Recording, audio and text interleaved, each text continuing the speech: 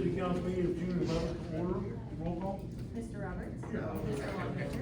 Mr. Lewis. Mr. Connors. Ms. LaBonte. Mr. Malloy. We do have a quorum tonight, so I'd ask, or welcome everybody to the Edgerton City Council meeting. Ask everybody to please stand for the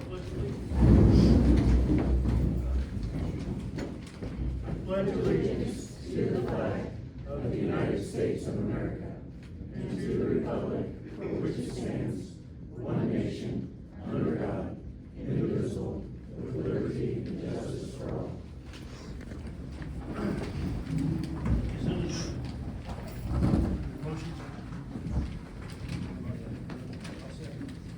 Motion second to approve the consent agenda. Roll call. Mr. Longacre. Mr. Lewis. Mr. Connors. Ms. LaBonte. Mr. Malloy. Motion carries.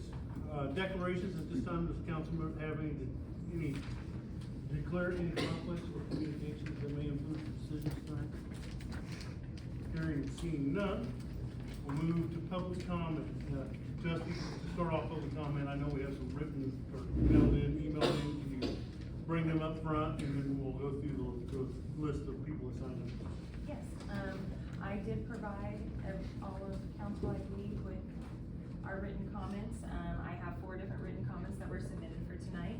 The first one is from Kaylee Dressler. She is a Gardner resident, and she is opposed. This is all regarding the data center.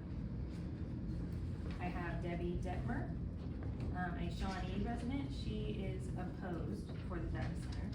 I have James Altman from Elevate Edgerton in support.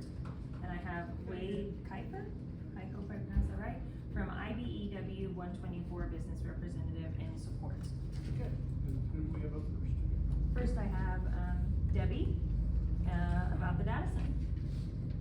So Debbie, if you want to. Hello, my name is Debbie Gilman. I live at 506 Shenandoah Drive, and I'm just concerned about the data center. I think the jobs are basically temporary construction jobs for a few years that normally only need 20 to 50 permanent employees after that. The tax breaks, these tax breaks save them billions of dollars, where nobody else is benefiting unless, someone's got open back pockets, I guess. Tax exemptions remove a property from taxation entirely based on its ownership or use. Tax abatements temporarily reduce or eliminate the taxes owed, otherwise taxable property. Water and energy, availability, prices go up, supply and demand. The data center lady said they will use 2,500 gallons a day, 75,000 gallons a month. That's wild. I looked up the loop recirculation system with 65% water and 35% solution. Even with the loop cooling, still going to need to add water occasionally, up to 30% plus. Energy goes up every year. We don't have much fossil fuels left. What do they expect to keep using? The growing scrutiny, data centers use immense amounts of energy as much as large cities with a few jobs. Several states have faced legislative efforts to rethink, restrict these tax breaks. The big companies, Google, Microsoft, Amazon, are predicted to spend $364 billion this year to acknowledge or to accelerate the construction of these data centers. It's all about money for them. Who cares about the environment? Did you know data centers sign contracts with utilities companies that provide a special deal to them? So guess who's really paying the price? Guess what? These contracts are confidential to the public and only available to the utility regulations. Some states don't even review them. So what do we really know? There was a Harvard Law guy interviewed PESCO, explains radically need to rethink the approach to these in rate settings. PESCO also says the size of these facilities use more energy than a large city. Their consumption will be so large that even a nuclear reactor would be insufficient to power even one of these facilities. In the data center, what are they really? Physical storage, process hubs, house servers for big tech companies Data brokers harvest your digital footprint, log GPS, our browsing habits. They build psychological and behavioral profile on every single one of us. And guess what they do with all that info? They sell it. Thank you.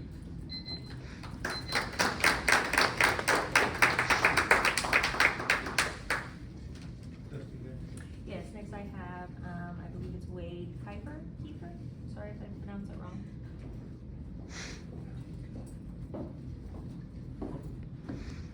Good evening, thank you for your opportunity to speak. My name is Wade Kiefer. I'm a business agent with the International Brotherhood of Electrical Workers here in Kansas City, local UD 124. We represent over 3,800 electricians that cover the Kansas City metro area. IBW has been building data centers in the Kansas City region for more than 30 years, and we do not support a moratorium on data center development. That said, we also believe strongly in accountability and responsible growth. Reasonable standards such as transparent water reporting, water generator requirements, and community benefit agreements can and should be a part of this conversation. Labor unions have long advocated for the use of local labor and local businesses when tax incentives are provided.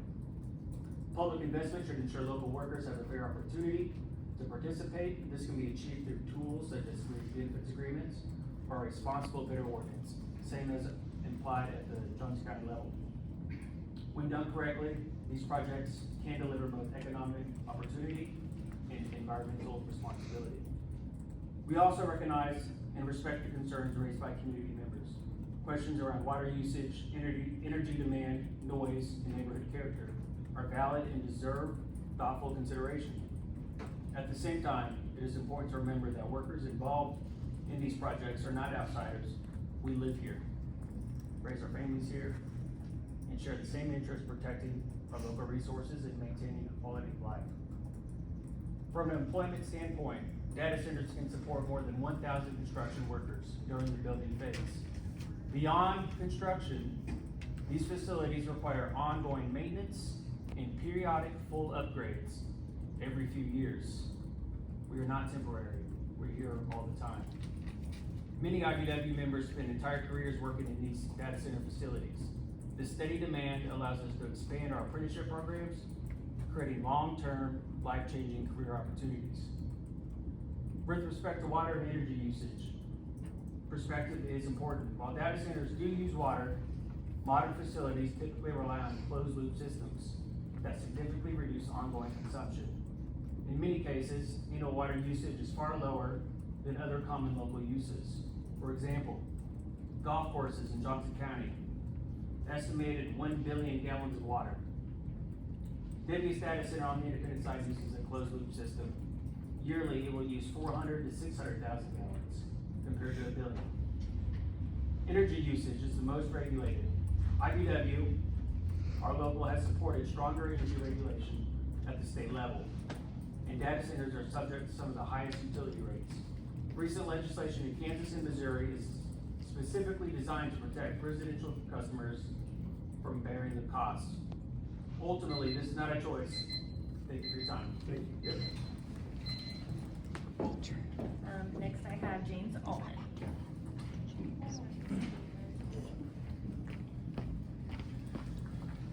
James Holton, I'm with Edgerton. Good evening, Mayor and Council. There's been a great deal of discussion recently about data centers.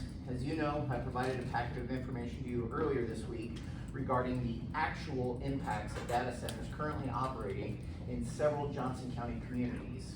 However, that is not what I am here to discuss tonight. What I want to address is the concept of a moratorium. While I understand the current discussion is focused on data centers, my comments apply more broadly. Over many years, the City of Edgerton has invested significant time, effort, and public input into creating the comprehensive plan, future land use map, unified development code, and planning processes that guide growth in our community today. These are the same tools that have successfully guided the development of Logistics Park Kansas City for the past 15 years. These are the same tools that worked as designed earlier this week at the Planning Commission meeting. Recently, this community spent approximately 18 months reviewing and updating our comprehensive plan and future land use map through an extensive public process. Those documents represent the vision that this community collectively established. Importantly, a moratorium is not required to amend the code, revise regulations, or adjust the development review process. Those actions can be taken at any time through the normal legislative process.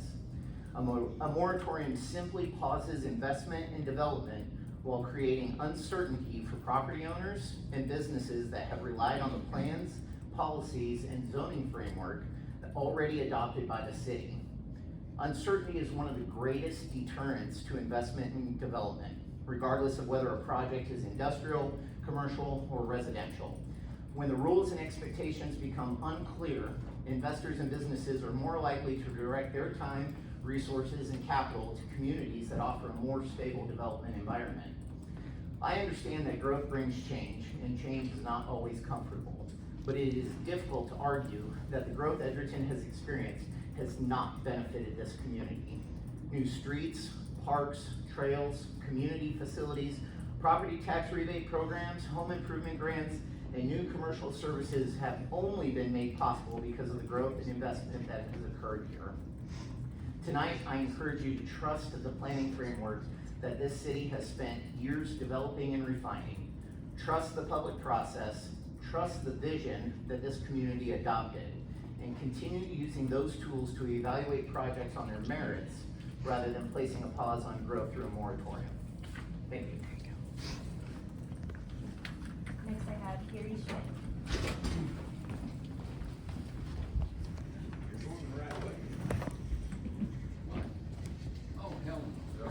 My name is Carrie Schmidt, and I live at 30125 West 187th Street in Gardner. I'm going to read into the record communications between Edgerton's Development Services Director, Zachary Moore, and the Development Manager with North Point, Brody Sherrard. These emails were discovered through a Kansas Open Records request. March 13th, 2025, Brody Sherrard with North Point wrote, "If you have 5 minutes today, do you mind giving me a quick call about a separate question regarding data centers?" March 21st, 2025, subject line reads, "Data center in LP zoning." Brody Sherrard with North Point wrote, "Thanks for calling me back this afternoon. As discussed, are you able to draft a letter from the city of Edgerton that states data centers are a by right use under the LP zoning district and sign it? We're gaining some significant traction with end users, and they are asking about the ability to permit their data center use under our current zoning." April 3rd, 2025, subject line reads, "Data center use determination." Zachary Moore with the city wrote, "As previously discussed, please see the attached use determination letter for data centers in the city of Edgerton." The attached letter reads, "City staff has been made aware of the increase in interest for data centers as a land use in the city of Edgerton, along with the Kansas City region as a whole. Data centers most align with the manufacturing, processing, fabrication, or assembly of commodity limited use as identified in the city's Unified Development Code, which may be accessed using the link. This use is currently permitted by right in the BP District, Article 5.1, and the LP District, Article 5.2. Any potential future development of a data center within the city of Edgerton must comply with all requirements of the Edgerton UDC and Edgerton Municipal Code at the time of development." Zachary in the back, "Did you create this document or did you just sign it?" Beth Lynn, who is not here, I don't know. "Respectfully, Beth, I have heard from several people that you yourself have said you run the city. So did you write the document? Why is the city refusing to release the native digital files? A data center is not a transportation, warehousing, freight, logistics, rail surge, or used for distribution use, and does not fit into the LP district. The purpose for the LP district emphasizes support for trade, rail transportation, logistics, and industrial operations. Nothing in the purpose statement references data centers, server farming, digital infrastructure campuses, extensive cooling systems, backup generator infrastructure, and cloud computing facilities. City council members, you are the governing body who has the authority to do almost anything. You can have an attorney-client privilege executive session for non-elected staff and fire whoever played a part in making this decision without going through the formal process. I am requesting that you find out who created the document and hold them accountable. And I have these documents here that I would like to put onto the record. So thank you for your time." Thank you.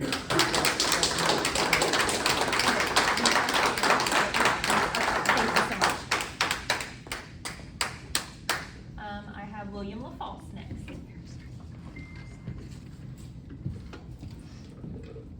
Good evening, William LaFalce, 516 West 4th Street, right here in Edgerton. We blinked, we took our eye off the ball, but never again.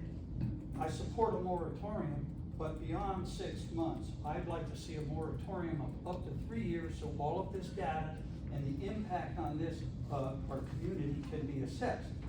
Second, we need to update and strengthen the UDC against projects like this and remove any ambiguity to never allow this danger to impact our community and state. But we demand oversight on the process. We're not gonna let you do this without us seeing how you do it. We almost let you get away with this. We also demand that any project like this have safeguards put in for us, about $10 million per household, so if it goes south, we can recoup our losses and move on without our lives. I also call for the dissolution of Elevate Edgerton and a moratorium on funding it because they're a public spokesman for the grid. I'd like to see us remove an exemption for the residents that, and employees that live outside the city limits. Anybody that works for the city should live within the limits of Gardner and Edgerton because they have skin on the game to represent our community. Once this is all done, then I demand all of you to resign. I feel that you do not no longer represent our community. I think based on these actions, you violated our trust, endanger our health, families, children, and livelihood. You can't be trusted with our money and children's future anymore. I feel that this has blinded you and you're all unfit. Hell, you guys can't even communicate with each other on whether you're gonna attend our meetings or not, because how many more meetings were postponed because you're not talking. If you can't talk with each other, how can we depend on you in emergency? That's all I have to say. Thank you.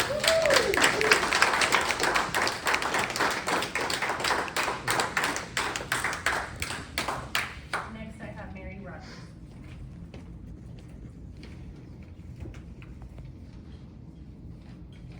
Good evening. I'm Mary Rogers, 605 West Morgan, Edgerton.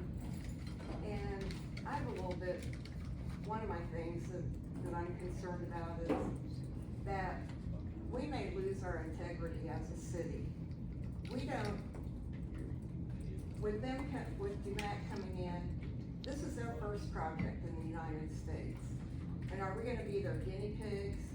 And also, I feel like we could lose our integrity because we're a free country. Their country has an acceptance of slavery. They have camps that are set up and people get bused back and forth to work. And I just don't feel like I feel like that's a big difference in our cultures. And are we willing to give up our integrity and our resources to support that? And as far as they say they bring in jobs, well, there'll be jobs during the build out, but as far as future jobs, they've already said there's 10 to probably 25 jobs that would be permanent jobs. And most likely, they're not going to anybody in our community. There'll be more technical people that aren't in our area. And from what I've been reading, the lifespan of data centers is 5 to 10 years. So many places are gonna be sitting with these big concrete bunker looking places with big fences around them, where a lot of places, a lot of them are taking up our farmland and also our wildlife and our resources. And most of the country has been in a drought for some years.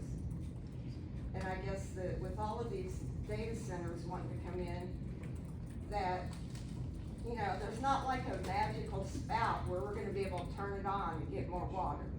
What's on this earth is what we're gonna have for our lifetime. And so I guess that, also another concern is our fire protection. I've read that one place, not for sure, I think it might have been in LA, caught fire. It burned for 7 days. So that, and I talked to a fireman, they aren't totally trained in how to respond to all of this at this time. And I'm thinking that, they told me also, these fires can't be put out with water. That just cools the stuff down, so then they can bring in other ways to get the actual fire put out. Okay, very good, right. Thank you.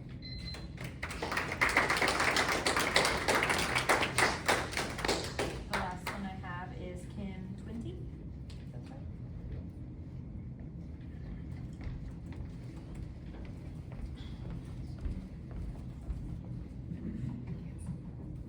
My name is Kim 20, I live at 705 West Marywood Lane. I oppose the data center and I am for a moratorium. I agree that the moratorium should be longer than 6 months. 6 months is not enough time. These data centers have recently blown up across the country and have become a very popular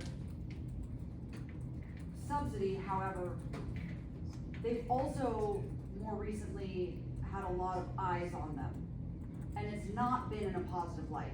So much so that there are being bills passed across the country to have moratoriums across the states.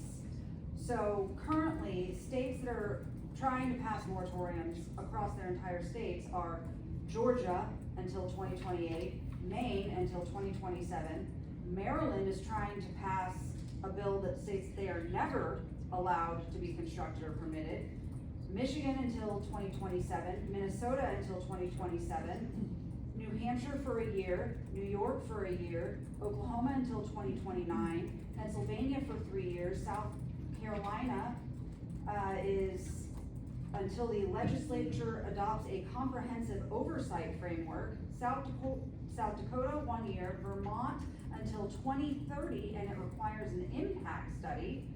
Virginia prohibits any final approval of new data centers until 2028, and Wisconsin until 14 conditions are satisfied. That is a lot of states putting in bills to ban these data centers if these are supposedly good for our community. So, that being said, in addition, we've got these subsidies coming in for these data centers left and right. Very few states are releasing what benefits they are getting afterward, but the few states who have computed their returns on taxpayer investments have determined that they lose between 52 and 70 cents on every dollar that they spend on data center sales tax exemptions.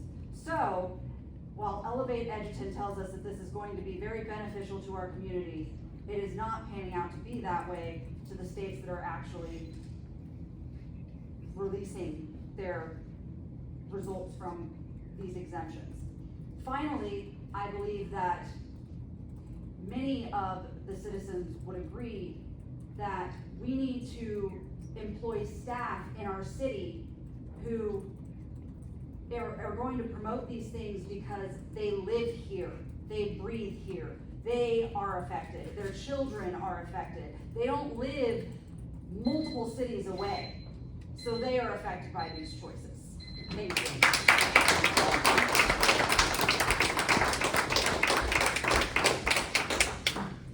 That was the last one. I am going to, since we didn't have a quorum the other day, I'm gonna move Barney and Associates up. So item 9 is consider the 2025 audit of financial statements as presented by Barney and Associates. Thank you very much, Mayor. This is April and Jessica with Barney and Associates. I think Jessica's just gonna walk.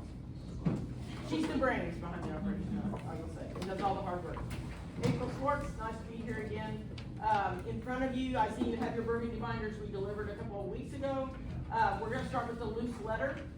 Clean letter again this year, no journal entries required. Financials were fairly stated from what our testing that we observed. On the letter, I wanna mention the bottom paragraph. Every audit, there's a new standard, every audit, we're required to consider management override as an audit risk. And so that's why we indicate that below, but then you'll also see the sentence that says we did not identify any instances of management overrides.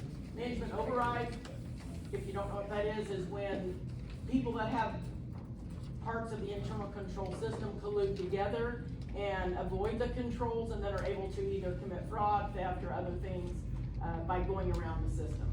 Again, it has to be considered a material threat, but we found nothing to indicate that has happened. On the audit itself, the first page, couple pages are the auditor's opinion. Your city, like most cities in Kansas, report under the KMAG regulatory basis. So that third paragraph is your clean opinion. We feel your financial statements are fairly stated in all material respects. Turning over to pages 4 and 5, this is the actual financial statement for the city of Edgerton. Down the left-hand side are all the funds that the city uses to track the receipts and expenditures that run through the city. If you go to page 5, in the far left column, you can see the total. When you started the year, you had $23,544,000. You took in $21,758,000. You expended $23,158,000, leaving you with unencumbered cash of $22,144,000. We do then add back the outstanding encumbrances and accounts payable to come to your reconciled balance, and that is $23,168,185. You can see down below where those monies reside. A large chunk, almost $16 million, are in trust accounts at Charles Schwab. You also have a trust account of about $4.3 million at UMB, and then you have an operating account of $2.9 million with a little bit in municipal court and some cash on hand. Any questions on any of that? The next several pages are the notes to the financial statement, which I will not go through in detail. There were no new notes required, and these notes are, the Kansas board that governs the KMAG does indicate what notes have to be included. I will say with the city of Edgerton, you do give additional information that's not required by KMAG. So for example, with your long-term debt, starting on note 4 on page 9, you give a lot of information about each of the debt issues and what the reason for the debt issue was, and you show your maturities by those groups and different types of debt. None of that is required by KMAG, but you do have more disclosure and more transparency than a lot of the cities that report. That debt note continues all the way through the top of page 12. So lots of detail about the various home rule revenue bonds and the other things that you have that are kind of unique to cities of your size in the state of Kansas. If you'll turn to page 16, this is a demonstration of the city's compliance with the budget law. Now, there are not near as many funds on this page because out of all of those funds you saw on the first 2 pages, these are the only ones that are budgeted funds. Most of the other funds are project funds, so they're not required to be budgeted by the state of Kansas. So as you can see, for these budgeted funds, you were under budget on all of your funds to the tune of almost $4 million under budget. And then behind that starts one page for each fund, and I'll only go through the general fund. So for each page, you will see prior year actuals, you'll see the current year actual budget, and then the variance. So in your general fund, as you look down through there, you can see more detail. These totals roll to that front page. It gives you the detail of what was included in the receipts for this fund and the expenditures for this fund. And that's kind of how all the pages are set up, and then you can also see each fund, whether they were over or under budget, which they were all under, there in the far right-hand column, the bottom number. Any questions? If not, that would be our presentation. Well, April, I appreciate it. So no questions or comments, Mr. Wade, please? All right, well, thank you. Thank you. And thanks for the reserved seats. Yeah. Anytime you want to show up, April. Okay, all right, thank you.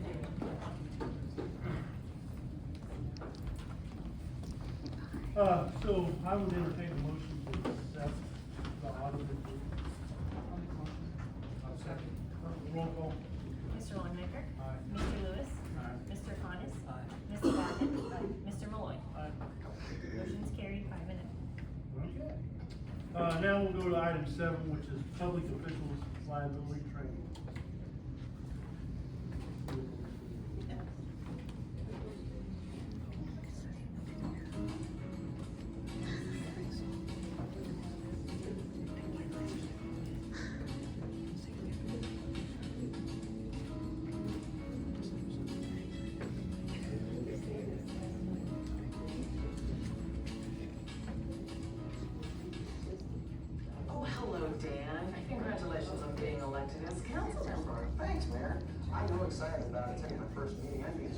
I know I'm a little nervous. Nervous about why you were elected by a landslide. Well, there are several things I'd like to accomplish. I'll be the first to admit, I'm a wild bird. I don't want to end up like former Councilman Smith.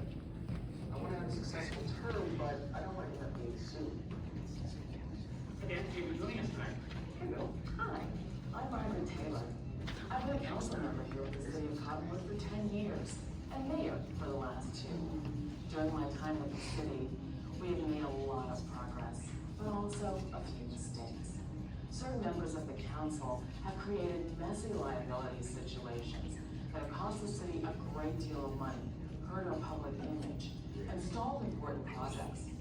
And in some situations, elected officials have paid personal liability claims out of their own pockets. The purpose of this video and accompanying handbook is to help you avoid the mistakes that can lead to liability and identify best practices that will allow you to be successful as an elected or appointed official. SURSA presents, In the Scope of Your Authority, Preventing Public Officials' Liability.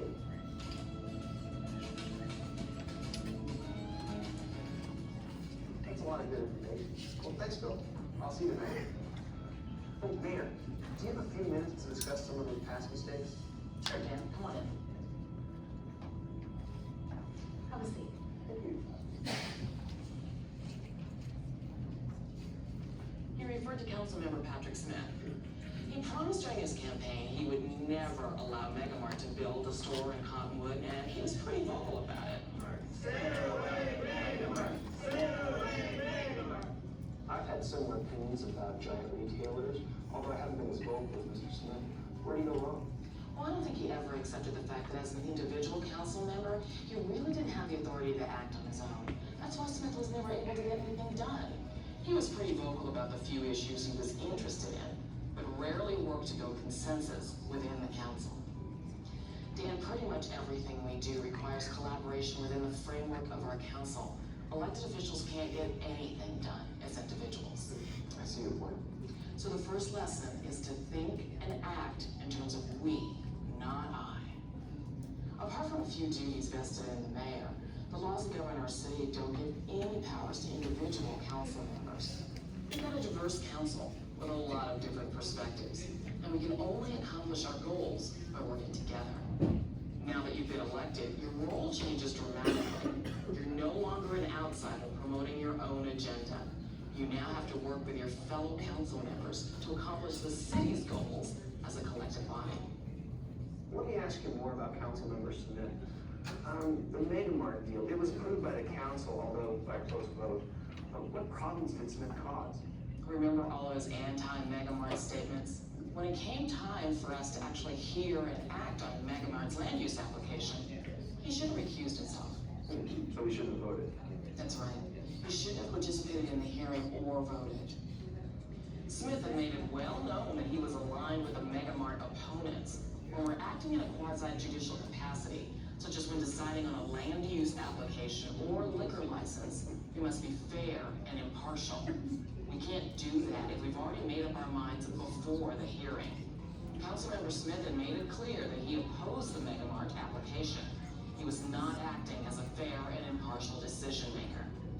Fortunately, the Megamart application was approved by a small margin. Otherwise, the city could have been accused of a due process violation. Due process? Yes, the U.S. Constitution guarantees the right to a fair hearing as part of an applicant's due process rights. During my campaign, I talked with a lot of my neighbors who are also anti-growth. I expressed to them my concerns about protecting our small businesses from giant retailers. Will that prevent me from voting on similar issues?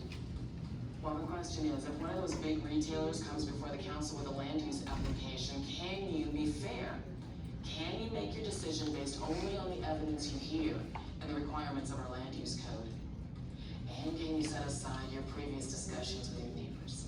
I can't ignore my neighbors. They elected me to represent them, not ignore them. I'm not saying ignore your neighbors, but when an application is pending, you should not have discussions with anyone outside of the hearing. Our city attorney calls these discussions ex parte contacts. Your decision in a quasi-judicial matter must be based on the evidence presented. So when your neighbors want to speak with you about a pending application, explain to them it's inappropriate for you to talk about the issue outside the hearing. Suggest that they come to the hearing so their concerns can be heard. Well, last year I called Councilman Miller and asked him to vote no on the pitbull ordinance. Did we engage in an improper ex parte contact? No, that was a different situation. The council's consideration of the pit bull ordinance was a legislative matter. They were not dealing with the rights of a specific applicant under an existing law. The council was considering a new citywide law, so they were acting as legislators. Lobbying and other ex parte contacts are acceptable in the legislative context. But when you're in a quasi-judicial role, you've got to think and act more like a judge and refrain from engaging in or allowing ex parte contacts. It makes sense when you put it that way. It's important not to base my vote on my biases or prejudice, and only consider the evidence presented at the hearing like a judge. Exactly. The other thing to keep in mind is to make sure you have no conflicts of interest when you're voting. If you were appearing before a judge and you learned he had financial or other conflicts of interest, you'd expect him to recuse himself, wouldn't you? Well, sure. Well, people who appear before us in a quasi-judicial matter expect the same. To be unbiased decision makers, we must be free from conflicts of interest. If we do have a conflict, we need to declare it, recuse ourselves, and not participate in the hearing or decision. I think I understand. I think I recall reading in the paper about another incident involving Patrick Smith. Oh, that was probably the lawsuit involving our library expansion. The council had selected a very qualified contractor to manage the project. Smith was always hanging around the construction site, thinking it was his job to micromanage the project. Needless to say, Smith ended up in a verbal confrontation with the contractor. Things got personal, and Smith started talking to other council members about terminating the guy's contract. He also spread some vicious personal rumors around town about the contractor. That wasn't very smart. Did he get the contractor fired? No, but the contractor sued Smith personally for defamation. Our insurance company declined to defend Smith because it was alleged he was acting outside the scope of his authorized duties and acting in a willful and wanton manner. So that's why Smith had to pay for his own legal defense? Yes, he was not acting within the scope of his authority as a council member when he started those vicious rumors. I heard he had to take out a second mortgage to pay his lawyers and a large settlement. Smith learned his lesson the hard way. Being outside the scope of one's authority or acting in a willful and wanton manner will result in a loss of liability protections and insurance coverages. That's good, thank you. Now, Patrick Smith isn't the only elected official who's gotten himself in some trouble. Our former mayor, Joe Appleby, put himself in the middle of a personnel issue. I think I remember this case. Tammy Williams was the director of public works, right? Didn't she try to stop sexual harassment in the street division? What do you think about wearing something like that to work? Guys, I've told you about this before. We can't keep doing this. First, I need to see you in my office. In trying to clean up the division, she fired the street supervisor, Bert Simpson. Mayor Appleby, who was drinking buddies with Simpson, was furious and made it his mission to get Tammy fired, and he succeeded. You know, your job can be replaced. She brought a lawsuit claiming the mayor retaliated against her for trying to eliminate the harassment. The jury awarded her $150,000 in punitive damages that Appleby had to pay out of his own pocket. Wow. What were the key lessons in this case? First, don't act on the basis of personal motives. It was obvious Mayor Appleby wanted to fire Tammy Williams to get revenge for his friend Bert, and that was not in the scope of his authority. Second, we need to delegate personnel issues to the city administration. The council shouldn't be dealing with individual employees other than those who report directly to the council, like our city administrator. We should be focusing on the major legislative and quasi-judicial issues and leave administrative matters to staff. And third, never retaliate against someone for exercising their legal rights. Not only is retaliation against the law, but these claims are among the most difficult and costly to defend. We also had another fallout from the Appleby litigation. The press learned during the trial that Appleby was telling a lot of inappropriate jokes, and he was emailing them to the entire council. So the media demanded to see all of the council's emails over several years. Our city sure looked bad after the press got a hold of those. Oh, I didn't realize emails were considered public record. Sure. While there are narrow grounds for not releasing them under some circumstances, the basic rule is that emails may be public documents that anyone can review.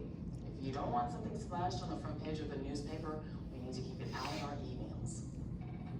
At least we're not the only city making these mistakes.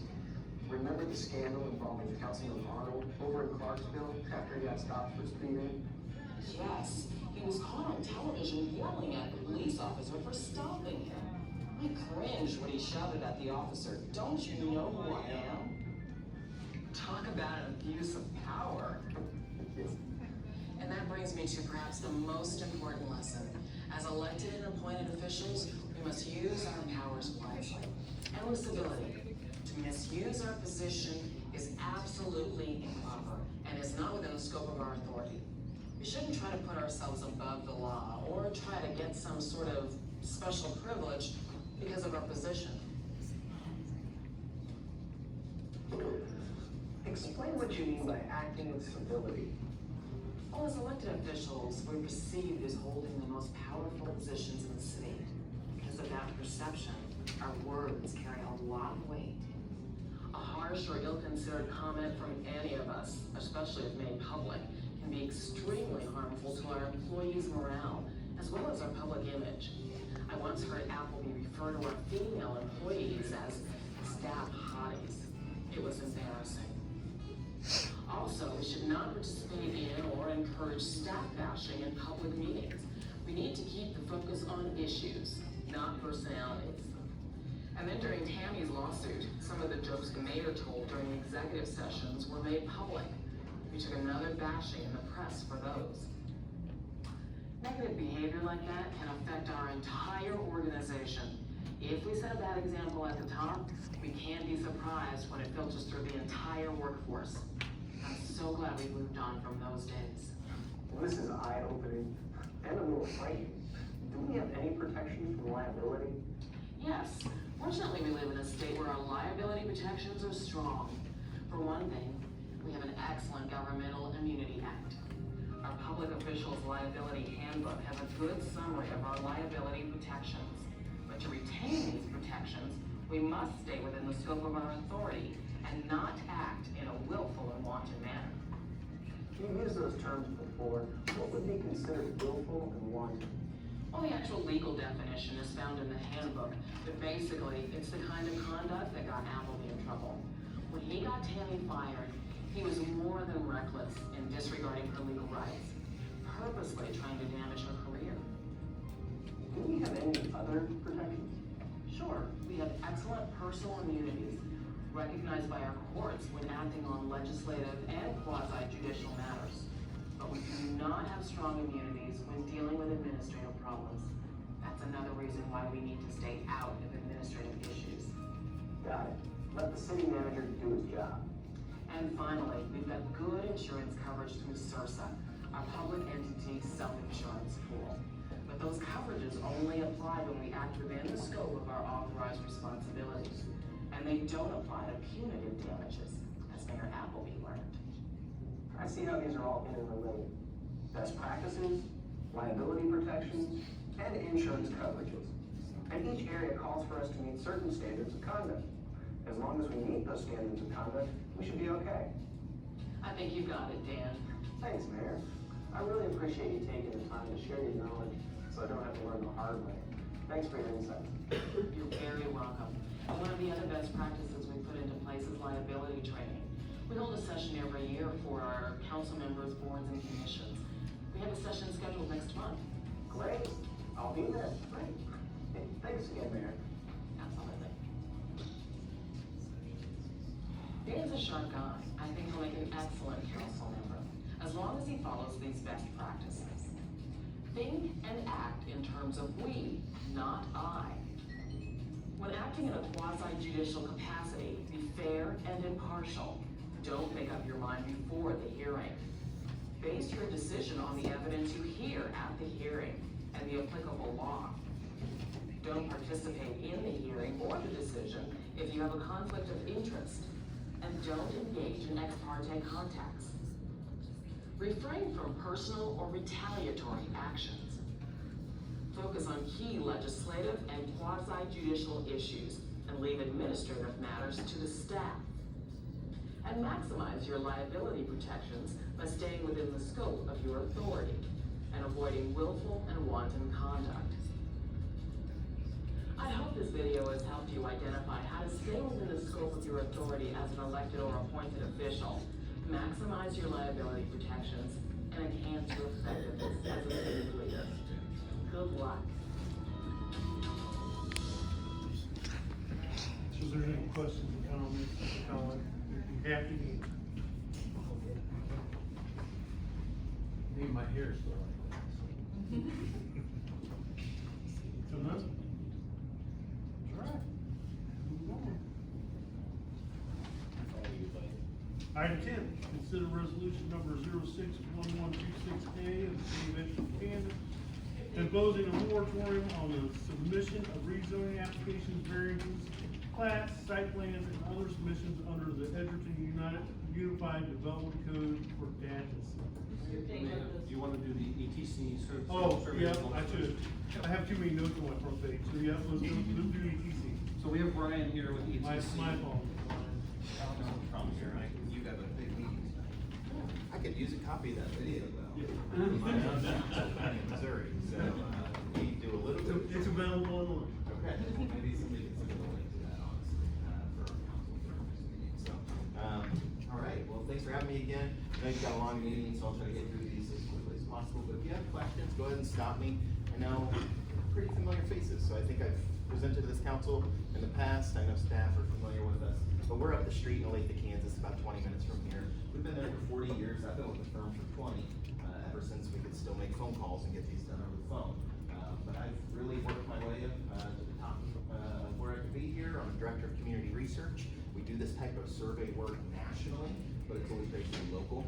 We do a local survey. Edgerton, for some reason, doesn't buy into us, or excuse me, Gardner doesn't buy into us for some reason, but Edgerton does, as do a lot of municipalities out in the western part of Kansas as well. So, but we're proud to be here, very excited. Tonight, the purpose of this survey is really the same as past survey exercises. It's an objective assessment of overall satisfaction with your services. It's fantastic that the city touches base every couple of years, and the reason why is that we've seen a couple of communities that have really pulled back on satisfaction and gone to either parks or budgeting surveys in their off years. Get surprised in 2026. There was a couple of major surprise returns for a couple of my large clients. So it's great that you continually stay up to date on things. And then the other opportunity that we have here for Edgerton is to provide those Kansas City metro benchmarks. And so we're stacking you up against communities that either do it every other year, yearly, or Olathe does it twice a year now. They went from quarterly to twice a year. And you will perform probably the best you've ever performed against the Kansas City metro average, which is our most competitive average. I'll show you the national average. It's a national survey we do, about 4,000 people. The Kansas City metro average is an average of surveys. I collected data from residents here in the Kansas City area in each of the cities that we do surveys for. And so it's a really competitive average of high-performing organizations. Everyone, like from Leewood to Prairie Village, are in that average. So is Olathe. Olathe is probably our highest-performing organization that we work with. And the idea here is to help leverage the data into analysis. And so in the survey, you'll find some important satisfaction analysis findings. You know, the good news about the city of Edgerton is that you perform a high quality level of service. Folks have really noticed the parks investments over the last few years. And what we're finally starting to get to, it feels like in the survey data, is that high performer level of priority, which is mainly city streets, right? So when other things begin to go really well, we have a really good overall city park system and everything else is going pretty well in terms of those major core city services, we start to nitpick a little bit. And usually it starts with streets and it gets into sidewalks. We saw street lighting a little bit. We're not going to show that specific rating, but it's in your reporting there. And so it's just a really great sign. I believe the last 6-8 years I've been able to do this survey, I think 4 times personally, and I've really seen a lot of growth. And it's your leadership as well as staff's continuity here that I think is really to blame in a positive way. Methodology, we administer the survey by mail with an online component. We really are pushing harder and harder in these communities, and we're just not getting the response rate that we'd like to see. 153 completed surveys. We mailed surveys to every address. If people didn't get the survey, we promoted it online. Folks should have been pretty aware of the survey being out, and maybe we can find different options for next time. But 153 surveys yields a margin of error of about 8%. So it's a high margin of error, but we do survey, or we try to survey every single household in the community still. So higher margin of error just based on the size of our community and our sample. Overall perceptions are really strong, as I mentioned. Overall quality of life ratings are really strong. I wanted to show trends because we've come a long way also in our trends. Now, significant differences are those that exceed the margin of error, so we don't see a lot of that here, but we see overall increases. Overall value that you receive for your city tax dollars and fees. We administered this survey as gas prices were approaching on $4 in most places. I was in Phoenix a few weeks ago, it was like $5.20. Tough question. And that's where I've seen a lot of my higher performing communities get hurt, but you're performing extremely well. Overall image of the city is increasing. The overall quality of services provided by the city is continuing to tick up. We had some kind of consistent results between 2020, 22, and 4, but now we're seeing kind of that major increase where we've got almost 7 out of 10 respondents saying that they're either satisfied or very satisfied with the overall quality of services. As I mentioned, there's always something to work on. The design of the survey, when we work, sitting around Kara and Beth, and we really start to dig into the survey, it's always pushed this idea that we have priorities built into the design. So when I'm pointing out the overall maintenance of city streets, it's one of those areas at the bottom part of the list or the lower part of the list, but it's one of those important areas to folks. So it's going to pop out to be our high opportunity for improvement. You'll also notice the overall enforcement of city codes and ordinances. Those seem to be property-related codes and ordinances. When communities get into harder financial times, we do tend to see like the maintenance of residential property, trash and litter cleanup on residential properties begin to uptick. Might be part of that, but it's just relatively high levels of dissatisfaction there. But generally, when we talk about very satisfied and satisfied responses, what we're really looking at are those two blue bars out to the left, and I call those neutrals neutral positives. Those are overall perception ratings that aren't negative, they aren't necessarily positive, so it's kind of a passing grade. And as you can see here, the vast majority of our respondents are either satisfied or neutral, with almost every single area that we see on the survey getting a little bit over that 25% mark with those bottom two items. When we look at the major categories of city services over time, we can see that the maintenance of city streets actually increased 4 percentage points. So satisfaction is going up, and sometimes as we begin to invest in those services and we notice other streets in the community and not quite ours yet have been repaved or built and overlaid, we'll find more distinct with other parts of the community. We in the city of Greenwood, over in Missouri, we've not been spending money for years and years and years. In the last 4 years, we've spent millions in streets. And I've never heard more about the complaints of city streets from residents that are living adjacent to streets that have been fixed. So it's like, hey, my street's in terrible shape, Elm got fixed, when are you gonna get to Ash? It's like, well, next improvement plan, right? That we have 3-year CIPs, and so that's a difficult thing in terms of communication and outreach, and folks just sometimes don't understand that particular process. But, years ago, 6 years ago, we had really high ratings, and folks would begin to kind of refocus their efforts and begin to see that item kind of take back up after kind of going down in 2024. We see enforcement of codes and ordinances remain consistent, so I wanted to point that out. It's not something that we've seen downgrade, but it's kind of a consistent measure. When we've seen really great increases like customer service, which we'll dig into more later, that's actually a significant increase in overall perceptions there. Same with the overall quality of the maintenance of parks, which was kind of a theme throughout the results, and we'll see that in our trends as well as in our benchmarking. Also see effectiveness of city communication, which we'll dig into a little bit, and then some perceptions with the overall quality of police services, which I think are primarily sheriff services here in the city of Edgerton. It's likely a perceptions-related issue. When we look at some of our decreases, we'll see that it's kind of related to enforcement most likely, and so it may be related to speed incidences. Sometimes folks are negative on enforcement of traffic laws because they've either gotten a ticket, but most likely we think we're seeing speeders. So that's probably what's going on with some of that as well. Not anything to be concerned about particularly, but something definitely to watch in 2028. If we continue to see that decline, there might be more to it, maybe something we should follow up with. In terms of benchmarks, we want to compare you to the national average because I think it's the best opportunity for us to really understand where the average community is at. But the light blue bar right below the dark blue Edgerton bar ours, the highest level of performance I can compare any community to in my surveying database. You can see that you're well within margin of error for almost all of the items, and significantly above in key items like customer service, 10 percentage points, effectiveness of communication, which has increased over the last couple of years. And then the enforcement of city codes and ordinances above the national average, slightly behind some of our Kansas City metro peers. So overall, you're performing extremely well against those Kansas City metro peers, probably better than we've almost ever compared before, honestly. When we look at some of those comparative advantages, usually I'll use the US average because it's like 35, 40 percentage points above the average. But this year we had a lot of opportunities to talk about the availability of information, talk about usefulness of social media. It's one of our most used, and it's a trend. People are using Facebook more to get information about the city. Happens in my community too. Unfortunately, it's not from my city's webpage, but rather the Greenwood local chat, where all sorts of great things go on and all sorts of fantastic, useful conversations take places we all know on Facebook. Efforts by the government to keep us informed, so those communication items again. Usefulness of the city's website has also gone up, and the overall feeling of safety in the community's risen, even though some of our perceptions around the quality of police services have declined. So that's a good sign to say that overall people are feeling safe, but there's something else rumbling with the perceptions of police services in our community. And sometimes that could be also limitations of the sheriff's office. Maybe the patrols aren't as frequent as people think that they might have used to be. We talk about some of our comparative disadvantages, image of the community, which is just kind of an interesting one. Overall value received for city tax dollars and fees, you went up in that area. So I think it's noteworthy to say, hey, we're slightly below our Kansas City peers, but at the same time we've seen increases.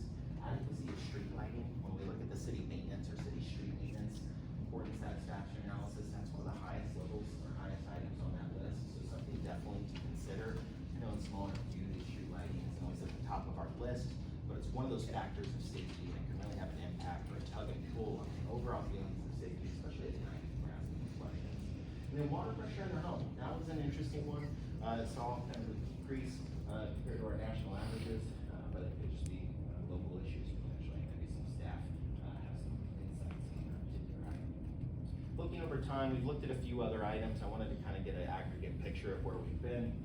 Maintenance of city parks, as I said, was kind of a trend there. Availability of information. What I really like to see is customer service items. In a community like this, dealing with issues like you're dealing with, it can be extremely difficult for forward-facing staff that are here answering the phones, especially when we have county and state roads all over the place, highways right down the street. It can be a lot of, this isn't the Edgerton business. Here's KDOT's number, or here's the county's number. Please, figure out the resolution to your problem. To imagine that we have such high overall customer satisfaction ratings is still a positive sign. And it continues to show that you're building brand loyalty with the brand that is Edgerton. Overall quality of customer service is on there, well as maintenance and trails, which is again that theme of Parks and Recreation. The only two notable decreases since 2024 is police services and local traffic laws, and that's why I associated those two items together. It's not likely a reduction of quality of police services, but a perception of something that's going on in the community, either with the enforcement of local traffic laws, maybe speeding is what I would assume based on focus groups and other research that we've done on that topic. When we look for priorities for improvement, as I mentioned, it's baked into the design of the survey. We're not just taking a stab at what we think you should improve, but when we look at the overall importance, based on the overall categories of major city services, the maintenance of city streets really stands out as the most important item. And what I like to tell folks is to look at the intensity. So that first response, and sometimes we don't see this, but when you look at the intensity of that red bar, it's almost the full overall quality of water and sewer utility. So it's almost 33 or 4%, I think is what it was. But when you combine, we see 62% or a vast majority of our respondents indicating that's the item we want to see emphasized. We also see codes and ordinances up there with, for some reason, a space between the 34 there. And the overall quality of water sewer utilities likely related to that drop in pressure that some folks have experienced. Down at the bottom, these are services that we don't want to reduce service or emphasis in, but they fall at the bottom of our important satisfaction analysis. So the quality of fire and ambulance services, which are MedAct provided by the county, are performing very well. Customer service received by city employees is a great one. If we were to reduce levels of service or reduce the number of people that are answering calls in the community potentially, we would see that item probably climb up really quickly in importance if they're not getting that quality customer service.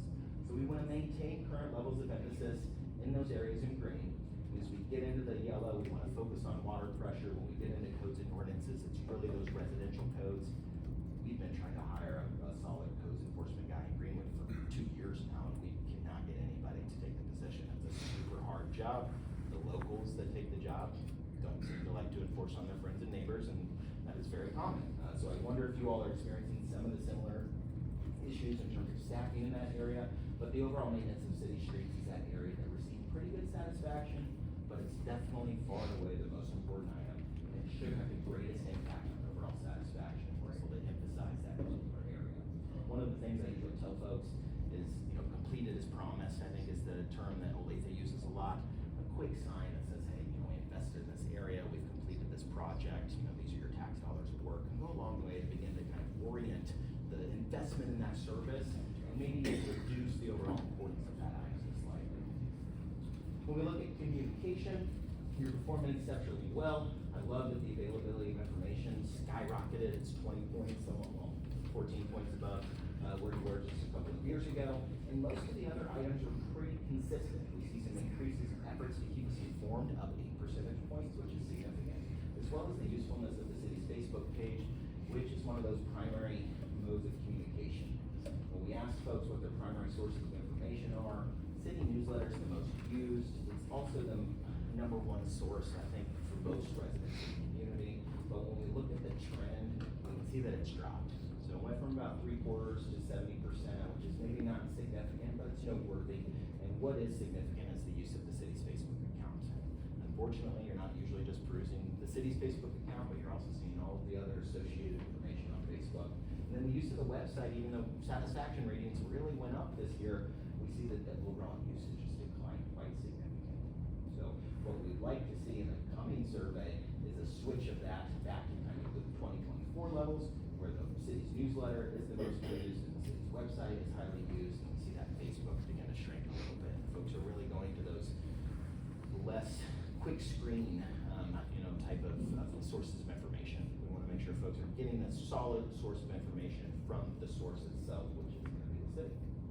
When we talk about all the ways we stay connected with the community, it's great in a small community to see neighbors, regularly using our parks, which we've known that the city of Edgerton has had a massive investment in, as well as the county over the last few years. Shopping local, attending a city event, so there's a lot of positivity up there towards the top, and kind of centered around some of your new investments in community building, but as well as the parks investments that you've got, which is just great. And when we ask residents how important it is that we invest in infrastructure, about 53% said very important or important. We add in the neutrals with most folks, and we got about 17% who maybe detracted, so those aren't necessarily our most important investments. I'd be curious, maybe in a future survey, to ask what are those investment opportunities if it's not infrastructure. And when we ask respondents if we began to invest and began live streaming city council meetings as a follow-up, how often would we regularly tune in? It's a mixed bag. About a quarter would say, hey, I'm just not going to tune in at all. A third, a few times a year, probably for meetings that are big, with big agendas like this. And about 44% saying monthly or every meeting. When we look at additional findings, we asked about the customer service. I could not put this on there. Staff are really the lifeblood of most of our city halls, especially in smaller communities like this and mine. Courteous and polite, easy to contact are two of the most important things you can make sure that you're providing your residents. When we get down to the bottom, we see that help you resolve your issue to satisfaction. That's likely that pass through. Hey, we gotta send you to KDOT, we gotta send you to the county, we don't run the sheriff's office here, those types of things. But the fact that you're treating these people kindly, you're easy to contact, and you prompt responses, and doing what you're saying, all make a big difference in the lives of our residents. When we talk about this question, this is a unique question that staff have really been thoughtful in asking the last few years. I think council has had a little bit of hand in kind of saying, hey, what are some of those areas we want to test? But we asked respondents this year, what two of the items do you think are most important to fund? We'll sometimes talk about intensity level here, but we see new street lighting and reconstruction of neighborhood streets and the stormwater improvements all about the same level of first choice there. When we really break it down with street lighting and reconstruction of neighborhood streets, when we asked respondents in the survey and weighted their satisfaction and importance levels, that's what they told us as well there. So it's great to see that in a question format where they're not able to tell us exactly what they want to see, they told us the same thing that in question 18 really helped formulate that response. The other thing that I think is great about the city of Edgerton give residents those options. I don't wanna see any investments, I wanna see a reduction in my mill levy, I wanna see lower taxes in my community, which is always a great thing if we can get that done. But that number's fluctuated pretty consistently within the margin of error. About a quarter to about a third of our households are saying, I would rather see a reduction in services than an increase in services somewhere else. Probably tagged to that line of, if you reduce my mill levy. I can't imagine folks would say, if you're not gonna reduce my mill levy, I'd accept a reduction in service. But I think if you combine those two, you have about a quarter or a third of folks agreeing with it. The other part to think about is that you could almost say the other 70% of respondents would like to see an investment in those infrastructure items. And so there is a sense, there is some detractors to increase mill levies or standard mill levies, keeping them the same. But I think a majority of folks are interested in the city of Edgerton spending some of that money to invest in street lighting and reconstruction of neighborhood streets. When we look if we were in the market for a new home, another great question. Affordable housing's been a major issue, especially with our large clients, San Antonio and Dallas. Really been asking a lot of questions about it. But folks in the city of Edgerton really do see themselves as a single family detached home type home or type community, 3 to 4 bedrooms, followed by that 1 to 2 bedroom type. And the city of Edgerton has about 2.5 or 2.7 people per household according to the census, which makes a lot of sense, right? We do see senior living and assisted living just right there. You know, one of the things that I would recommend to council at this point is that you begin these discussions with the community.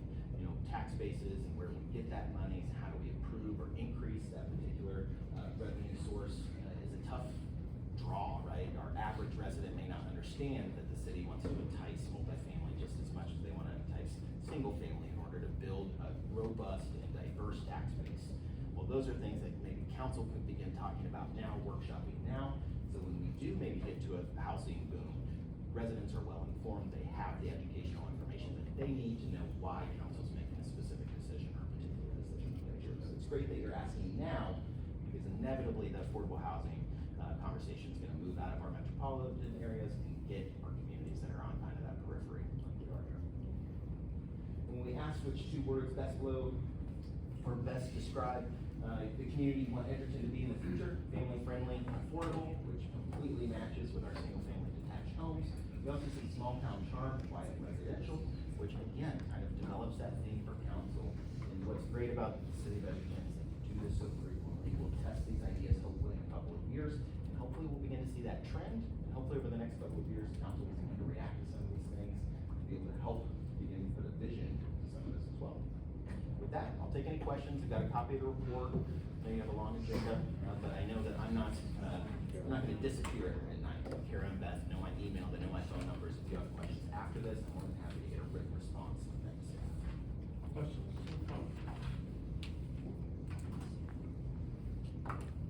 Yeah.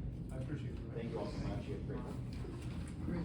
Thank you so much. I really appreciate you all having me every other year. Trying to get out of here fast. I'm like trying to speed on it. Thank you all so much. I really appreciate it. Thank you. Okay, now item 10 is consider resolution number 061126A of the city of Edgerton, Kansas, approving a moratorium on the submission of rezoning applications, variation plats, site plans, and other submissions under the Edgerton Unified Development Code for GAT. Good evening, council. So on May 28th of 2026, Edgerton City Council provided consensus to bring forward a resolution for City Council to consider a moratorium on the submission of rezoning applications, variances, plats, site plans, and other submissions under the Edgerton Unified Development Code for data centers. The enclosed resolution, as prepared by City Attorney, would approve a 6-month moratorium.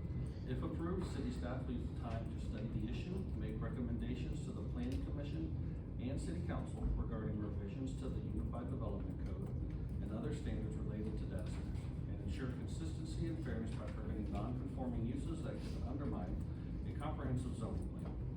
Any recommended changes to the UDC would follow the zoning amendment procedures outlined in the UDC that includes public hearing at the Planning Commission with final consideration by City Council.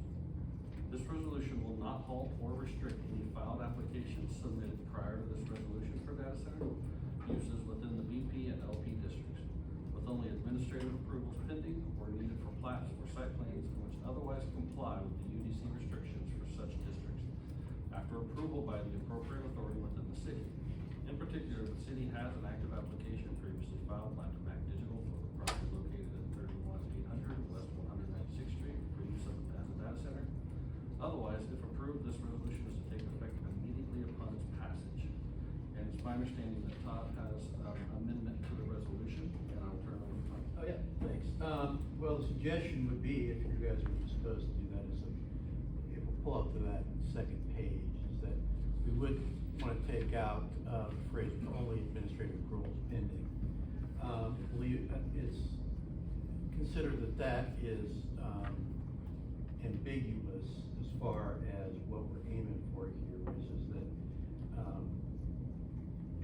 a party who is a landowner obtains certain rights upon purchasing property, developing it, or even just buying. They're called vested rights.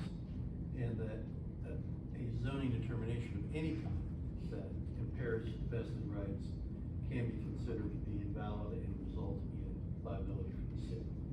So we're trying to be consistent with that overall understanding of the law. And as initially proposed here, that's what we're trying to do. And it's hoped that with that change, if accepted, would make that clearer in the body of the resolution. And certainly, I'm glad to answer any questions about that, because I know this is a somewhat technical, jargon-filled document, perhaps. I don't have any questions. I'll make a motion to deny. There's a motion on the table. Is there a second? I'll second. Motion and second. Roll call. Mr. Longmaker? Aye. Mr. Lewis? Aye. Mr. Connors? Nay. Ms. Sabakin? Mr. Malloy? Aye. Motion carries. Okay, item 12. Report by city administrator. 5-0 tonight. Item 12, is an executive session, that I'm gonna request for 15 minutes. I do wanna say though that we will come out of the executive session. I do expect a motion to be had after the executive session tonight, so if you guys want to return, then, you're more than welcome to do so. So